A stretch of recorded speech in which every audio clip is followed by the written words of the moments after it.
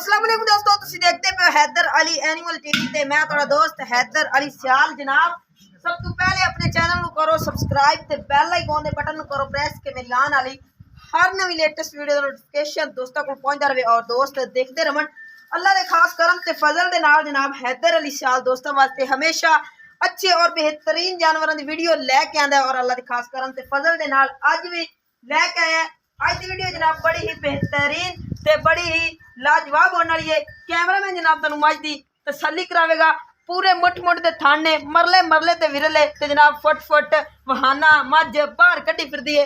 तुसी देख सकते हो मेरा कैमरामैन जनाब तुहानू पूरी तसल्ली दे नाल दिखा रहा है। प्योर जनाब नीली बार दी ए मझ हैगी है और जेड़ा मेरा वीर ए कवे के जनाब और मझ नीली दी नहीं हैगी ब्लड चेक करा लवे और जनाब ये मैं चैलेंज करना कि जेड़ा मेरा वीर कवे मझ नीली दी नहीं ओनू जनाब मझ फ्री हैगी है। मझ दी तुसा हड्डी चेक करनी है जनाब, हड्डी एक है और जनाब पूरे मुठ दे थाने और पूरी मरले मरले ते विरल है। तुसी देख सकते हो जनाब अल्लाह दे खास करम ते फजल दे नाल हैदर अली सियाल दोस्तों को हमेशा अच्छे और बेहतरीन ते प्योर नीली दे जानवर दिखांदा है। जनाब मझ दी अख जनाब स्याह काली है, तुसी देख सकते हो ते हाथ रखे सिंह जनाब लुकदे ने ते जनाब पंखे दे परां वर्गे इस जनाब मझ दे इस नीली दी लाडली दे जनाब कन्न हैगे ने। तुसी देख सकते हो इस जनाब मझ दी कीमत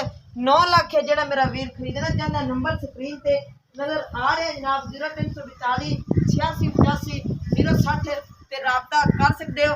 जनाब पिछे मझ दे कट्टी हैगी है जनाब कट्टा है जनाब सॉरी मझ दे पिछे ते जनाब साढ़े नाल राबता कर सकते हो।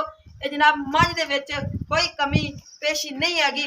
वो तो जनाब शिकारी जानदा है जिन्होंने जनाब मझां दे बारे पता है और जनाब मझ नूं कोई टाइम नहीं लगा होया खड़वंजे ते खड़ी है लोग आंदे ने ते जनाब मझ नूं नीवा कर लिया, ऐसा कोई मसला नहीं हैगा। और जनाब हैदर अली सियाल दोस्तों नूं हमेशा जनाब क्वालिटी वाली चीज़ दिखांदा है और प्योर नीली दी दिखांदा है। मल्लू मोड़ दे और जनाब रावी दे गड़े हैदर अली सियाल दोस्तों नूं नहीं दिखांदा।